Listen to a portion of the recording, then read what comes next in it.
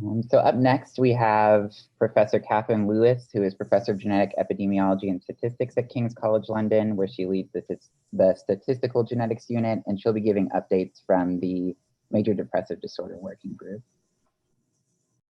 Great. Thank you very much, Andrew. It's a great pleasure to talk to you about where we are currently in the PGC MDD group and where we're planning to go, what our ideas are. First of all, a disclosure from me, which becomes relevant towards the end of this talk. So I'm going to start with genome-wide association studies. So for the MDD group, we've been doing this for a long time, since the start of the PGC. Our first study was published in 2013, and despite having 9,000 cases and controls, we had 0 genome-wide significant findings. But that was really just the start, and 5 years later, in 2018, we published a study led by Naomi Ray and Patrick Sullivan, where we substantially expanded our sample size, as you can see, and identified 44 variants associated with depression. Then just last year, we combined that study with a help-seeking behaviour question from UK Biobank, and this was run by David Howard at the University of Edinburgh, now in my group. And again, a substantial increase in sample size, and that gave us 102 significant hits. And both of those last 2 studies were substantially aided by a very productive collaboration that we have with 23andMe, and I'll talk a little more about that data later. Of course, each of those, over 100 variants, gives us a lot of information about the potential role of those variants in depression. I'm just going to show you one specific example of the sorts of biology that we're going to be working on, following up on those. So this is the NEGRI1 gene, neuronal growth regulator gene on chromosome 1. It's our second highest finding. And you can see that at the end of the gene, the start of the gene here, we have a cluster of SNPs that reach well over genome-wide significant findings. But what you won't be able to see in that red text is that these SNPs have already been strongly associated with BMI and obesity. And we've known for a long time that there's a phenotypic correlation between obesity and depression, and this gives us the first start at some biology that might help unpick that. But even more interesting, if you move further along the chromosome, and these graphs are on scale on the x-axis, 1 megabase further along chromosome 1, there's another region with genome-wide significant findings here, and those SNPs have been previously associated with schizophrenia. So starting to dissect out the pleiotropy and what's going on in this region will be really interesting. And we're starting to work with Liz Carpenter at the University of Oxford on the protein structure in NEGR1. So secondly, briefly to dip into prediction, we've heard a lot about polygenic risk scores already in this meeting, and in depression we have very weak prediction. They account for about 2% of the variation in case control status. But one of the questions that we often have is that our discovery samples have been somewhat pragmatic. They've been wherever we could ascertain depression cases from. And so an open question is how well those predict into clinical cohorts. So we were really excited to see this collaboration with iPsych, who also contribute their results to the PGC. But because of their population-based ascertainment of cases, it's a really good resource to look at how the prediction works. So they took our the remaining GWAS summary statistics, predicted into their 15,000 cases of first episode depression, F32 here, and they showed that the polygenic risk scores and the prediction was actually very similar to what we see in our mixed research studies. So that was quite reassuring. And on the right-hand side, you can see what that actually looks like. So if you compare the distribution of polygenic risk scores in cases and controls, those in the top 10% of polygenic risk scores have about a 2.5-fold increased risk of depression compared to those in the bottom 10%, the bottom decile. And a slightly more interpretable statistic at the bottom is that about 6% of the population are at a 1.5-fold increased risk compared to average depression risk. And that's probably a better comparator group to use in polygenic risk scores. So modest prediction, but we are starting there. All the studies and the GWAS I've talked about so far have been based on European ancestry studies, but we are expanding very rapidly, and a major emphasis to look at diverse populations. And this is being led by Carolina Kuchenbacher at UCL. And I'm just going to show you two snippets of the work that she has ongoing. First of all, her East Asian ancestry GWAS, and this is primarily the Converge depression study and China Kadoorie Biobank. So with a sample size of 11,000 cases, she's already finding one genome-wide significant hit here. And then an African ancestry GWAS with a smaller sample size of just under 4,000 participants or 4,000 cases, and a few loci that exceed genome-wide significance there. But a very important area for us, so please do get in touch if you have cases. And then I want to detail a bit further to talk about what is depression. I've talked about our rather pragmatic approach to identifying or to analysing cohorts with depression, and we've certainly been criticised by many people for the diverse phenotypes that we've included here. So in addition to our classic PGC cohorts that come from clinical ascertainment or through diagnostic instruments, we have a simple self-report study from 23andMe, and perhaps an even looser phenotype of help-seeking behaviour, not just for depression, but other more general mental health phenotypes.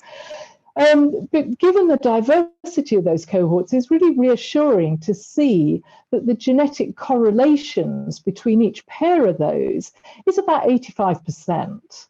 Now, those are different from one, so clearly they don't have exactly the same genetics, but that was very reassuring to us that despite the diverse ascertainment, we're still picking up a central core of genetics of depression. Obviously, ascertainment matters. Many of you will have seen this really nice paper from Narkai that came out a couple of months ago, where she took the UK Biobank study and defined 8 different groups of what could be loosely called depression cases and looked at the similarities and differences between them.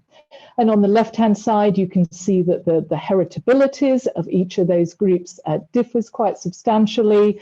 And on the right-hand side, that their associations with socio-demographic and psychological traits differs substantially. So definition of depression certainly does matter. We can think of these in a variety of ways. So we could think of these as a categorical model on the left, where diagnosis with depression in the dark blue sits within depressive symptoms in the population. And as we've heard with other traits in this meeting, there is shared genetic correlations between those and then subtypes within depression. Or we could think of this more as a continuous model here, moving into the tails where we would get the more severe cases of depression, perhaps with a stronger genetic predisposition. And that ties in with the study Pat Sullivan talked about on our first day of looking at recruiting cases with ECT treatment for depression at the very severe end of that distribution. And of course, both of these are models. Neither of them are going to capture the complete diversity of depression, particularly when you add that the challenges of different types of ascertainment. As Matthew Hotop said in his talk on UK Biobank, it's clear that there is no real ground truth here, and we have to use what we can.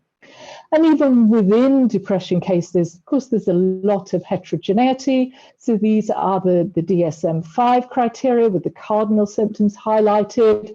And two people diagnosed with depression can present with very different subtypes, very different, endorsing different symptoms here. Obviously, it would be great to be able to dissect those and look for genetic predisposition to the individual symptoms. One of the challenges of doing that is that the well-characterized clinical samples that we have with that level of information tends to have the smaller sample sizes compared to the large cohorts like 23andMe that have contributed so much to our discovery cohorts. But we are starting to make headway there. This is a study from my research group where we classified UK biobank cases of depression into atypical and non-atypical depression. And you can see on the right-hand side that when we compare polygenic risk scores in those two groups, we see differences in their predisposition, particularly to cardiometabolic, and highlighting polygenic risk scores for BI here differ between those two subgroups. So our strategy in the PGC-MDD group is to maximize discovery by taking information wherever we can across diverse sources of ascertainment. Particularly now we can use our known depression susceptibility to test validity of those, and then discovery, use that to further dissect differences by analyzing subgroups and circulating around. So these are some of where we're going to be ascertaining, and people who will be sharing new studies and their results with us. Because depression is such a common disorder, you can see that we can get information from multiple different sources. We're aiming for over 800,000 cases by 2025. And just to highlight the number of non-European ancestry studies that will be coming, either focused in different populations or having those as part of their ascertainment. And then very briefly right at the end, I just want to highlight a study that Jerome alluded to, looking at the genetic contributions to response to antidepressant treatment. And this is analysed by Ollie Payne in my research group. And the idea here that choosing an antidepressant is a bit hit and miss at the moment. But if we could devise a genetic test, we might be able to ensure that a higher proportion of patients responded to the first antidepressant prescribed. So through the PGC, collaborated with worldwide research groups who've been looking at response to antidepressant treatment, and we've accrued over 5,000 individuals. That's the largest sample in these sorts of studies to date. We've used two outcome measures, a continuous percentage change from baseline, and then whether a patient reaches remission or not. And in our studies, it's the remission that appears to have the stronger genetic predisposition. The GWASs for both of those outcome measures are flat. There are no genome-wide significant findings, and that's not too surprising with a sample size of over 5,000.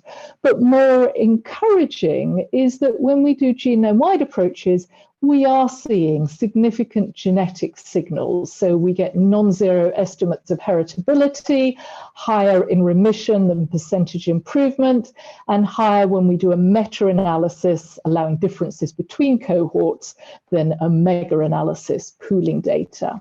And we also see significant polygenic prediction between cohorts, and that's the first time that we've seen that in these studies. So I'm really excited that we do seem to be tapping into a robust genetic signal there. And then my final slide, as Jerome alluded to earlier this afternoon, the genetics of response appear to be different from the genetics of susceptibility. So with polygenic risk scores constructed from depression GWAS, we see no prediction in either phenotype. We see some for other psychiatric disorders and a positive prediction for autism spectrum, but susceptibility is different to response. I'll finish there. This is just a few of the hundreds of people that have contributed to the PGC MDD studies over the last 10 years.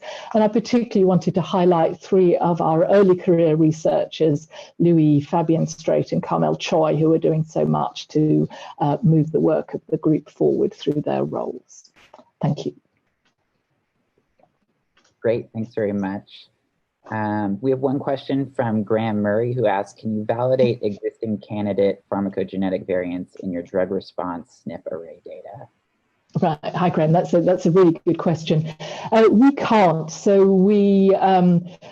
so I assume you're talking about the classic cytochrome P450 variants, PK and PD variants. Those are really difficult to do here, partly because our studies are pooled, they're pragmatic studies, they're pooled across a wide range of antidepressants. And so I think that means that we wouldn't be able to pick out those classic pharmacogenetic variants. We need to do much further subdivision here, but yeah, lots more to do. Great, and then I think Vera is going to ask a question himself. Hi, Cathryn. Hi, Vera. Nice talk. I would like to know if you are working on anything with the age of onset of depression. So we have like a two kind of peak, right? With the age of onset, one that happens early and then a little later, right?